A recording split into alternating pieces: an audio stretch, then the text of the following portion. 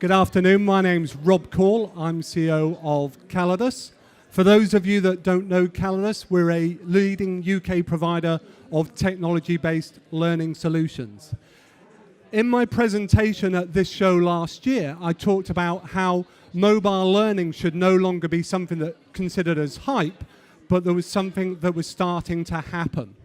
I think it's fair to say with 12 months going on that mobile learning has finally arrived and is now being used by a number of different organizations. So in today's session, I'm going to look at how mobile learning has moved on over the last 12 months. I'm going to look at a couple of real examples of organizations that are using mobile learning today. I'm then going to look at some of the key considerations when it comes to developing mobile learning for your organization so that you avoid some of those pitfalls that may happen. And a real challenge for a number of organizations today is to what to do with that existing PC-based e-learning content. Do you migrate that into a mobile-friendly format, or what do you do with it? So I'm going to look at some of the key considerations when making that decision and how best to make that approach. And then finally, we're going to take a very quick look at what the future of mobile learning might hold. I think someone's having some mic problems next door. Okay, so first of all, broad question here. How many of you are using mobile devices in some way, in any way, for learning purposes in your organization? So that might be from delivering content, might be through social collaboration for learning purposes. It might even be just to book onto a course. If you put up your hand, whether you're using mobile in some way in your organization for learning purposes. If you put up your hands, wow. Wow, wow, wow. Okay. That's a very surprising result. From the research, so towards maturity, that I've done this presentation a couple of times this year, and that's probably, normally I'd expect at least 30%, so you must say that you're at quite an early stage. The Towards Maturity report that was released at the end of last year, out of the 481 organizations that were surveyed, 71% of them said that they were using learning in some way for learning purposes in their organization, and that was up from 45. So a real big difference from the audience that we have today. Okay, so we're going to look at what can and is being done by two very different organizations. So the first one of those is an example of an organization that has converted its existing e-learning into a mobile-friendly format, and that's primarily for tablet devices. And that first organization is Telefonica Europe, or O2 as we know them. Telefonica provide fixed, mobile and broadband services across the whole of UK, Germany, Czech Republic and Ireland. And they have around about 31,000 employees across those different countries. And O2 takes compliance very seriously indeed. And in a typical year, they have around about 70,000 completions of their e-learning compliance courses alone. And these courses, these e-learning courses are your typical flash-based courses that I'm sure a lot of you are using in your organization at the moment. So highly interactive, PC, laptop-based e-learning. And back towards the start of 2013, O2 took the decision to start to migrate their compliance courses into a mobile-friendly format. And so they started off by converting around about five of those courses.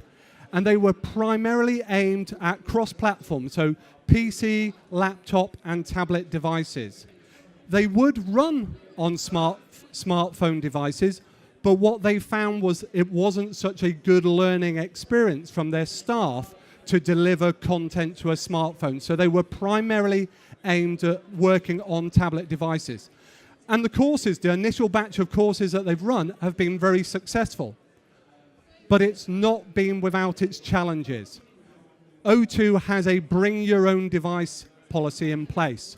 So what that means is it has a wide number of different devices, web browsers and operating systems that it needs to support. And what the team wanted to do was make sure that it supported as many of those devices as possible. So if you brought your device into O2 and wanted to do some online learning, it would or should work on your device. What it found was it wasn't good enough to just say, take our existing courses and migrate them across to HTML5. What they found just by doing that is that the courses behaved in a different way on different devices. And what they found that they needed to have was a much more detailed technical specification to say, you can use these type of interactions and this code in building the courses, but you can't use these type of interactions and this code, because it needed to ensure that it had consistency of delivery no matter what the device. Another interesting thing for O2 was their reasons for doing this in the first place. It wasn't about getting higher course completions or some business benefits like that. The reason they did it was just expected to work by their employees. So they thought that because this is online, it will work on a tablet device. And I think this is a key thing, because I think more and more of you will start to find this pent-up demand starting to happen in your organization. As we all personally use tablet devices, I'm sure, well, I'm not sure actually, but I'm sure more than half of you actually have tablet devices at home for your personal use. So as we use more and more, the demand is going to increase. The expectation is because it's online, it will work on my tablet. And that goes for e-learning. Next example we're going to look at is Kaplan Financial. And this is a really good example of delivering learning and performance support to smartphones. Okay? So Kaplan is a leading UK provider of accountancy, finance and business training. They typically have around about 30,000 actively enrolled students at any point in time, predominantly UK based, but not entirely. And what Kaplan found was 87% of their students have a smartphone device, and that over 60% of them said that they wanted some of their course elements available in a downloadable app. And what you've got to remember is with their professional qualification students, they're all holding down full-time jobs. So what they want to be able to do is maximize learning whilst in their spare time. So whether in their lunch breaks, whilst they're traveling. Kaplan recognized this and came out with their mobile learning solution for their professional students. So if we just have a look at what they did. So first of all, they created their own mobile app. So this was free to download from iTunes or Google Play. It was supporting multiple devices, so iPhones, iPads, Android tablet and smartphone devices. So the majority of devices that are in use. So when a student logs into the app, what they would happen is they would be presented with the course materials relevant to that student. And the type of content that they had was around about 500 video clips, 900 flash or revision cards, and what proved to be very popular were the quiz questions, so around about 1,500 multiple choice quiz questions. And they were available for online as well as offline use, so that they could download the content and play it offline. And the aim of this content was not to replace the primary forms of learning, which were classroom and a comprehensive set of e-learning. The aim of this content was to refresh and support the learning that had already taken place, okay? So very much supporting and refreshing content. And also remember a key requirement was it had to work and run on smartphone devices. This was not aimed at tablet devices, this was aimed at smartphones. So if we look at the type of content, so the first one that you see an example of here were the flashcards or revision cards. So these were aimed at key must-know facts that you had to know on a certain topic. So a student would be presented with a question, and what they'd need to do is think, can I recall the most important 4 or 5 bullet points on that subject? They'd think about that, hit the screen, and it would present it. If they knew it, then they could go on to the next topic.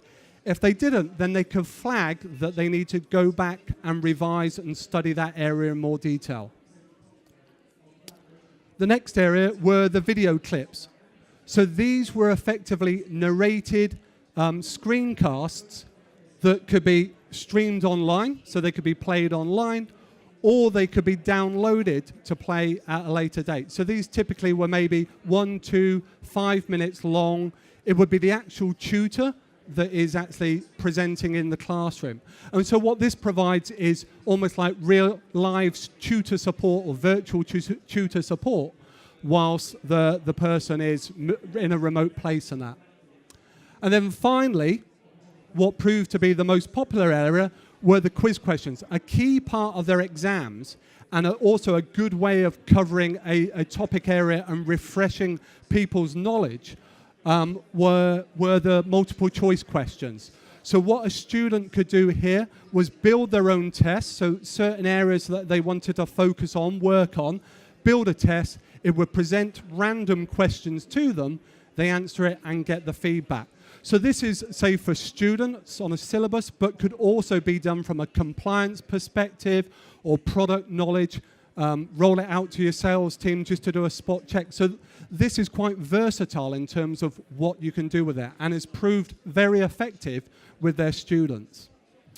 So how did it all go? In the first 6 months that it was launched from July last year, it had 6,500 downloads from 50 countries. 2/3 of those downloads were to Apple devices. So that just gives you a bit of a feel for the dominance. So the market is at 60% plus of the market are Apple devices. So you need to be able to support those. In terms of some of the usage, the videos and flashcards were quite popular, good downloads, but what has proved to be very successful are the quizzes, and the students have asked for, can we have more content, especially in the quiz area? When it comes to up to exam time, they're the ones that get heavy hits, heavy usage and that. Okay, so we're going to look at some areas of best practice. So working with our customers, we've identified 4 different areas of best practice when it comes to developing your mobile learning content. So the first thing you need to do is decide whether you are developing e-learning for mobile delivery or whether you are developing content for standalone mobile only, okay? And the reason why that is, it will impact on what you can do from a design perspective. If you are designing something that needs to work across PC, laptop, tablet, and even smartphone devices, then as we saw with O2, there may be restrictions on what you can do from a content perspective. You almost need to use the lowest common denominator across those different platforms. If you are developing for just mobile only, so in the case of Kaplan, then what you can do is start to use some of those features and capabilities that are native to mobile devices. So touch screen, GPS, swipe gesture control, even social media that's built into it. So you can make more use of those to make the content more interactive, more engaging. The other thing to help ensure that you have a successful project is have a mobile-first mentality. When you are thinking about what your content project might look like, think about that from a mobile phone, from a tablet device, your target device. If you have that in mind, that will ensure success, because if it needs to work across a tablet or a laptop or PC from there, having a mobile-first mentality will get you in the right frame of mind from the start.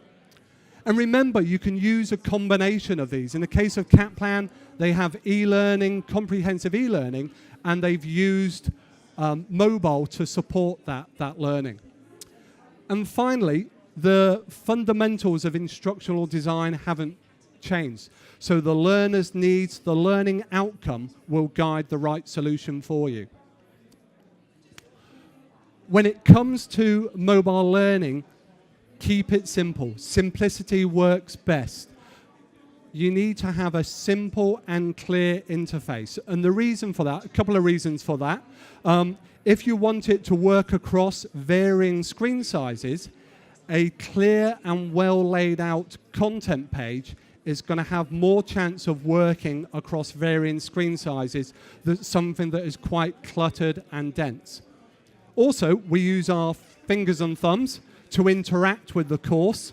So if things are spread out, you're more likely not to hit the wrong interaction or the wrong digit or the wrong response on an interaction. And remember, with smartphone devices, keep key interactions in range of a thumb for navigation, because that's what people use on their smartphone devices. Keep it short. Keep your learning modules typically down to 5 to 10 minute chunks, okay? That will allow people to use windows of opportunity to learn on the go or on the move or in remote places. Make sure your text is simple and concise. Don't present large blocks of text to people on a mobile device. It is a surefire way of getting people to just skip onto the next page, and they may miss some important learning content because of that. So break it up. If you have to present more text, do it as a reveal all, yeah? And finally, think about navigation. Because of the smaller screen sizes, you can't afford to have headers and footers on your content. So think about presenting a next or go continue button once someone's gone through an interaction, yeah? Or think about using swipe. I've seen this in our workplace where people were going through a mobile learning course that actually had navigation at the bottom. And it was the frustration of seeing lots of people trying to swipe the screen when the course hadn't been designed to use swipe. So you just see people are used to using swipe for navigation in mobile apps. So think about that when it comes to navigation in your mobile learning course. Responsive design ensures that the content is best presented depending on the device and the screen size that you're using. So an example here that you see that Kallidus produced for one of its customers, this is the same course presented on 4 different devices. And what the content does is detects the device and repurposes the content to best fit that screen size. So you see this on websites. On very good websites, it changes the formats to suit the device. It's the same with mobile learning content. It should be responsive to the device that is viewing it. And finally, mobile broadband is improving more and more. So we've got 4G network coverage getting better and better. Wi-Fi coverage, 60% of a worker's day is within range of Wi-Fi now. So with this, expect to see video and audio being used a lot more within mobile learning. But if you're looking to develop that across platform, then use MP4 for video and MP3 for audio, because that will work across more than 95% of devices. Don't use Flash to embed video. That's been the old way of doing it. Flash will not work on Apple devices, and that is 60% of your audience that won't be able to view your video. So some people nodding from experience here. And remember, your workers or your learners may have slow connection. They may have 3G or slow Wi-Fi connection. So it's still important to make sure that your file sizes are small whilst maintaining quality. So think about the learner environment as well. Okay, when it comes to, for a real challenge for a number of organizations now is what to do with the hundreds of thousands of e-learning courses that you have already. So there's a number of key considerations when it comes to thinking about, one, do you migrate your content in the first place? And if you do, how do you go about it? So quick question, how many of you are in that position now where you've got existing e-learning content and you're thinking about, or you're faced with the challenge of migrating that to a mobile format now? If you put your hands up. Okay, so maybe 20 to 30% of you are faced with that challenge.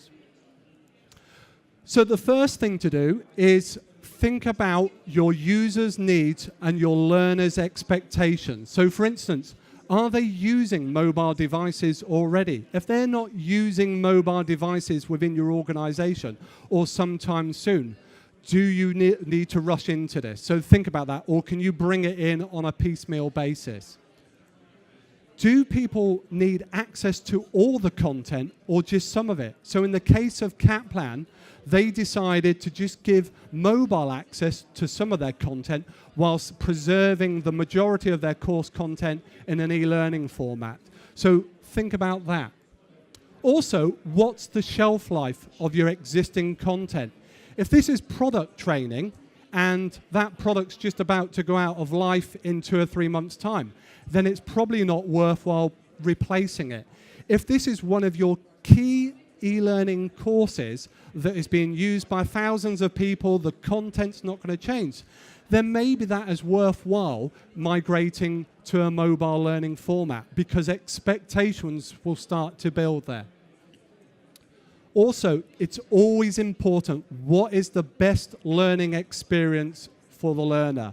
Yes, you can convert it to mobile learning, but is that the best learning experience? So you need to bear that in mind. And as with all of this, it takes time, cost, and money to convert to mobile learning. So you need to be very clear on the business case of why you're looking to migrate it across. When it comes to migrating your content, it could be very easy to give someone the brief and say, take this course, convert it into HTML5, job done. That may not be the best experience. The interactions, the way the content works, may not be appropriate for a small screen. So you really need to think about how that is going to come across to a learner on a smaller screen. Does the content need to be redesigned, restructured? One of the areas where it's highly likely it is going to need to be changing is in the area of your key interactions. And there's 2 reasons for this. One, a lot of the interactivity in existing courses has been developed using Flash. And as we've talked about already, Flash will not work on 60% of mobile devices. It's not supported by Apple.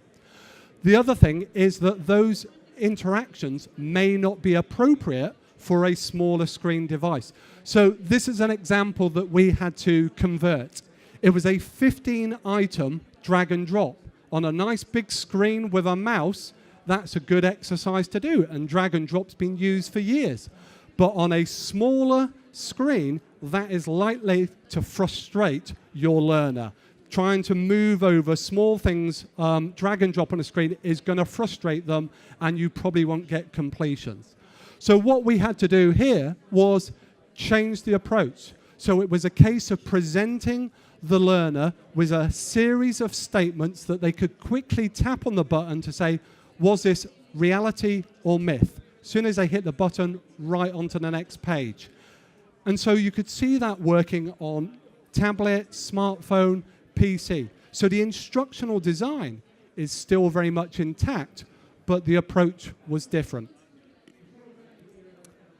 When it comes to writing storyboards and scripts for a PC, you're not restricted on the amount of text that you can use.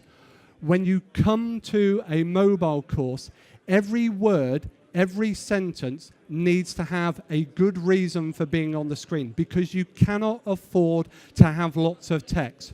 So when you're reviewing your interactions and the text that go with that, think about reviewing the rest of the text within the course. Okay, finally, a quick look to the future. I guess one of the key drivers is the adoption of tablet devices. tablet devices you can pick up now for around about £100. The majority, if we just put how many of you have a tablet device here in the audience? Right, so the majority of you now have a tablet device. I did this a year ago, probably only around about 50% of you would put your hands up. So it's not just the case that personally you're having tablet devices, organizations are starting to buy tablet devices for their staff. So in my organization, the organization I work for, everyone has an iPad. So it's starting to happen. There are huge productivity gains by people starting to have tablet devices. So organizations are going to start to pick up on this. Video, as we talked about, I use YouTube a lot to learn things. If I want to change the wheel on a bike or learn how to do something on PowerPoint, I find that in a video on YouTube now.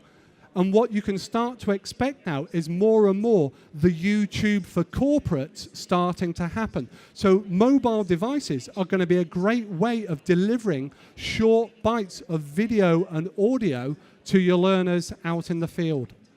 So, mobile features. So, the manufacturers of mobile devices are spending billions on research and development. So, expect more and more features to be added to mobile devices, which have the potential of providing more interactivity within your learning. So keep your mind open to what you could be doing using existing features, but keep an eye out for new features coming along and what you may be able to do from a learning perspective. And finally, content creation tools for creating mobile learning content. They've really started to come onto the market over the last year or two. So I expect these to get better over the coming years, easier to use and more sophisticated in what they can do. So keep an eye out for better, improving content tools to allow you guys to push mobile learning content out to your learners.